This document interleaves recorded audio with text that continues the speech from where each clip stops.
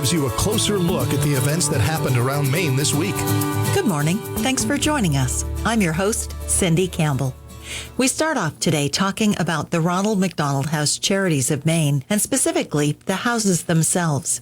Whitney Linscott, house manager for the Bangor Ronald McDonald House, tells us more about how the program works, including some surprising information about who's eligible to stay there. When you say Ronald McDonald House, it sounds like a place where you go to get a burger. Obviously, that's not what it is. Whitney, tell me, what is a Ronald McDonald House? Yes, the Ronald McDonald House is a place, we call it a home away from home, for families of pediatric patients. We have a lot of people in Maine and all around the country and the world that travel for their child's medical care. So rather than them having to pay for a hotel and meals or have to travel back and forth home after these long appointments or hospitalizations, families can stay with us. So we're kind of like a mix between a house and a hotel. So families have their own private space, but then they also have some of those accommodations of home, some common areas like a kitchen and a laundry room and a playroom, so families can really spread out and enjoy their stay, but still be really conveniently located to the hospital. I read some reviews on your website, and I think the one that struck me was the woman who said, you don't have to think about anything, you can just relax. And that must be so true, because something as simple as, it's 11 o'clock at night and I'm hungry, but I don't feel like running out to a restaurant, Ronald McDonald House can help with that.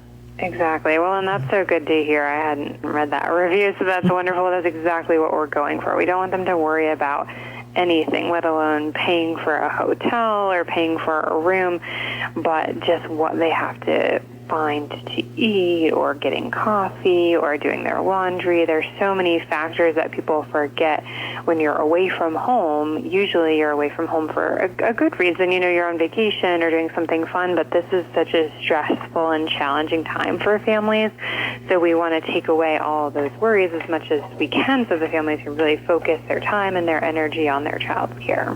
Now, is there a cost for staying at the Ronald McDonald House? No, they're able to stay here for free. They're welcome to make a donation if they want to, but they're under no obligation to. And any family, as long as they meet our other eligibility criteria, they can stay with us. We don't have a financial component to that eligibility criteria because we're just a supportive environment. We want anyone to be able to stay here and save on costs and all those other worries if they need to. I think that's an important word that you just said, too, is supportive, because if you're staying at a Ronald McDonald House while you have a child at the hospital who's sick, you're potentially staying with other families who are in similar situations, so there must be some camaraderie there. Yes, we do see a lot of people build peer relationships because they're going through very similar circumstances. Even if it's a different medical condition or the same one, they're still having those same emotional experiences and those same stresses. So they rely on one another, but then we also have volunteers with caring and compassionate staff and volunteers here around the clock, and we're open 24/7, 365 days a year. So somebody's always here if you need somebody to talk to and just need to vent or ask some questions. There's always somebody available, and we try to get, just lots of volunteers who really want to offer that support. Many of our volunteers and staff have been through similar experiences and can kind of understand some of what these families may be going through and how to offer that support for them. Yeah, that's awesome. You're renovating some of your rooms right now, right? Yes, we are. We're really excited to be doing that. So the house opened in 1983. So we've, every couple of years try to make sure we're renovating and updating and to keep the house really fresh and in great shape for our family. So lighting is kind of our newest project. We wanted brighter overhead lighting in the rooms, and our electrician has helped us to do that. And then kind of making it just feel more home-like. So getting a cozy chair inside of every room and some newer, more modern decor, just making it feel more homey and, accommodating for those families. Right. Now, there are 2 Ronald McDonald houses in Maine, correct? Yes. So we have our house here in Bangor as well as a house in Portland. And they're both very accessible to the hospital. Yes, very accessible. We're both less than a mile, I would say maybe even less than half a mile from each of the local main hospitals for pediatric care. So how does it work? I mean, if you're staying in a hotel, you go online and make a reservation. How does someone reserve a spot at a Ronald McDonald House? Sure. So they have to check in with either their social worker or their nurse or anyone from their medical facility who can then make a referral for them to stay with us. And if they have any questions during that process or need any assistance, they can give us a call. Okay. Now, I also wanted to mention there is a Ronald McDonald room at the hospital, right? What is that? Sure. So we have a room at our hospital here in Bangor at Eastern Maine Medical Center, and then one at our hospital in Portland as well, Maine Medical Center. And the rooms are just a nice getaway for families. A lot of the families that are staying right on the pediatric floor often stay there right with their child. They don't want to miss the doctors coming in. They don't want to leave their child there alone sometimes. So sometimes one parent will stay here with the other kids in the family, and one family member will stay right at the hospital with a child that is the patient. Right. So we have a room right on that floor. So it's only for the pediatric floor and the PICU. Those families, when they need a break, they can go to this room, and it's not your typical waiting room. We wanted it to feel like you stepped out of the hospital and you got a break. However, you're just right there. So if something happens to your child, you're just steps away from them. The room here in Bangor has a full kitchen. We stock the pantry with snacks and coffee and eggs and some things that people can just go in and have a quick snack or make a whole meal. They can store their food in there. There's a little sitting area and dining area so they can watch TV. They could read a book, have a meal in there. And there's also a washer and dryer. So they don't have to go home or go find a laundromat. They can just take a few steps down the hall and really have a total break. Because we're not far from the hospital, but in those instances, if a young child is hospitalized, those families just don't want to leave their side at all. So we wanted to offer that program for them, and then we see more of the families that are staying much longer term in other departments, sometimes those departments, but, kind of a combination of other departments as well as theirs. Right. That's got to be so nice for them, because the stress that you have with a child who's in the hospital, and to be able to step away and kind of get out of the clinical atmosphere. Mm-hmm. So before we wrap this up, I wanted to mention that on your website, you have a wish list through Amazon, right? So that's a great way people could contribute. Yeah, there's so many ways that people can get involved with our organization. And we run on a really small team of staff throughout the whole state to cover both of our family rooms and our houses. We have 10 full-time staff. So we truly rely on the support of volunteers and the community that helps us so much. So I'm fortunate in the way that I don't have to purchase a lot of cleaning supplies and snacks and coffee and things for the house, because our community is so generous in donating those items. So each month we do an inventory of the houses, and we come up with a wish list for each house of the things that we're running low on, whether it's household items like pillowcases or food and drinks like coffee, and just snack items. It's great to have coffee and snacks for families to enjoy here and take with them to the hospital. And then we have a wonderful volunteer program where people can be those supportive individuals that can come help out at the house and help us check in new families and help them get oriented and offer them support while they're here, help us keep the house really clean and restocked for them. And then we have a meal program as well. So we have people that come in and cook meals for the families. So again, that's one more thing they don't have to worry about, is coming back here and making dinner either for themselves or their whole family. The meals are free. The volunteers provide the food and make everything right here for them so they can come back. And there's a homemade lasagna or a pizza night, whatever it might be. And I'm sure there's information about all of this on your website. What's your website? Yes. So rmhcmaine.org is our website, and we have lots of information about all of our programs and pictures of those, as well as virtual house tour of the Bangor house. And then we have all of our volunteer roles listed there, as well as the wish list and other fundraisers and ways you can get involved. Okay, awesome. And to help people remember RMHC, it's Ronald McDonald House Charities is what that stands for. Yes. Okay. Whitney, that's what I had. Did we miss anything? Anything you want to add? I think the only thing I wanted to add was just that we want to make sure that the families know that we're available, and it's not just for hospitalized children. So if people have regular appointments or just occasional appointments in the Bangor area or the Portland area, as well as mental health care and residential care. So if a child is at a local residential program or going to Acadia Hospital or Spring Harbor, their family is able to stay with us while they're transitioning their child or while they're visiting them as well. That's wonderful. I didn't realize that. That's great information. Yeah. Find more information in that constantly updated Amazon wish list at rmhcmaine.org. Next, the school year is underway, and so it's time for students and their parents to start thinking about what comes next, specifically how they're going to afford higher education. Here's Mila Tappan of the Finance Authority of Maine with information about how to apply and the importance of doing it earlier rather than later. There really is a lot of money out there available for students, isn't there?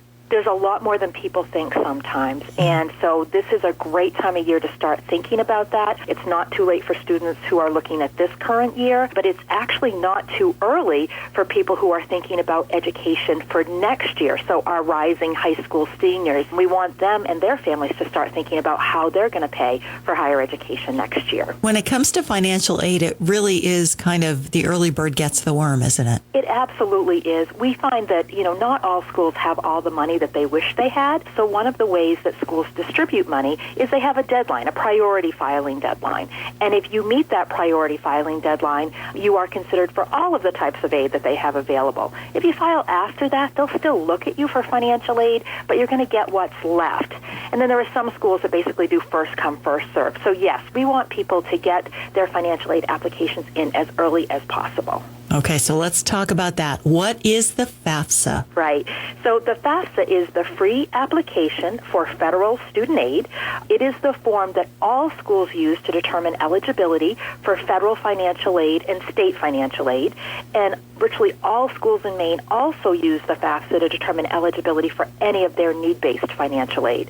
So it is the critical form that we want anyone who's even thinking about higher education to be sure that they file. And when you first look at it, it might be intimidating to think of all the information that you need, but it really is pretty user-friendly, isn't it? It really is. Been in financial aid for longer than I'm willing to admit, but the FAFSA has gotten easier and easier every single year, and they have, skip logic built into it, so no one has to answer all of the questions on the FAFSA. It's very customized, and therefore it's become much easier to complete over the years, and there's lots of help available. So not only is it free to file the FAFSA, but there's lots of free help available for those who need that little extra help to get it done. Okay, so what types of information will people need to have available to them before they start filling out the FAFSA? Yeah, so if people are going to be filling out the FAFSA that becomes available on October 1st, so that's the FAFSA that our high school seniors and current students need to be filling out. That's for the 23-24 academic year, believe it or not. But again, the early bird gets the worm, so we want them to be focused on that. They're going to need to provide information that's based on the 21 tax year. So we want people to be sure that they pull out their information related to any income that they had for 2021. Additionally, families do need to get something called an FSA ID. And an FSA ID is basically an account that they will set up with federal student aid.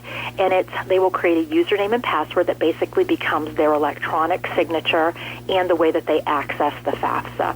So those are the two things that we would love to have people doing early, is getting their FSA ID set up and making sure that they have all of their income information ready to go so that when they sit down to file the FAFSA, all of those steps are done. We do have information on our website, so if people go to famemaine.com/FAFSA specifically, it will take them right to the page where we focus on the FAFSA, and what it will do is it will list all of that information. And we have a handy checklist out there called, Get Ready to File the FAFSA, that will list all sorts of information, not only what they need, but information about when parent information is required and things like that. Okay. Awesome. Now, how about anyone who is listening and says, I make too much money. I'm not going to qualify for financial aid.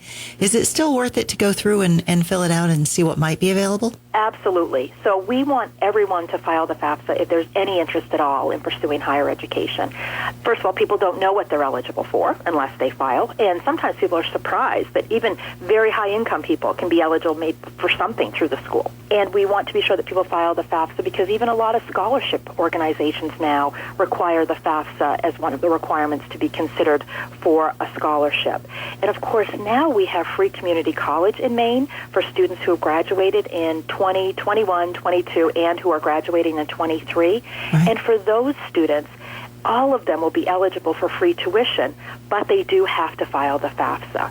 So those are families, even with higher incomes, are going to qualify for that free tuition so long as they file the FAFSA. So yes, we want everyone to do it. It is free. There's free help available. And even if all they're eligible for is a federal student loan at other schools, not the community colleges, but if that's all they're going to be eligible for, that still is the best option if families need to borrow. But the only way they can get a federal student loan is by filing the FAFSA. So there's just so many reasons why we want to be sure that everybody gets one done. Right. So I remember when I was going into my senior year in high school, I had no idea where I wanted to go to school or what I wanted to study. Do students need to have an idea of where they're going to go to school before they apply for financial aid? No, they do need to list one school on their FAFSA. So on the FAFSA, they list the schools that they want to receive their financial aid information. So they do have to list at least one. Okay. But they can go back in after they file the FAFSA, and they can add schools, as many as they need to add after the fact. And those schools will then get their FAFSA information. And here's what's really great, is it's going to show that they filed it on that original day. So even if they add a school 2 or 3 months later, it's going to show that they filed it back 2 or 3 months ago. That's really important when we're talking about deadlines. Okay. How about non-traditional students, like the older students, the adults who want to go back to school? Yeah, that's a really great point, because I think sometimes people think of financial aid as just for traditional age students, for students coming out of high school, under the age of 25, and that is absolutely not the case. Virtually everything that a student coming out of high school is eligible for, so is an adult. So adults, we want them to go ahead and file the FAFSA. We want to be sure that they explore all their options. For a matter of fact, there are some programs that exist that are targeted specifically for adults and adults returning to school. So those options all exist for adult students. So they often find that there is much more money out there than they have anticipated. The Finance Authority of Maine will hold informational sessions next month, specifically about filling out the FAFSA. Find more information at famemaine.com. I'm Cindy Campbell. Enjoy the rest of your weekend and stay healthy. Join us again next weekend for Maine Concerns with your Town Square Media News team.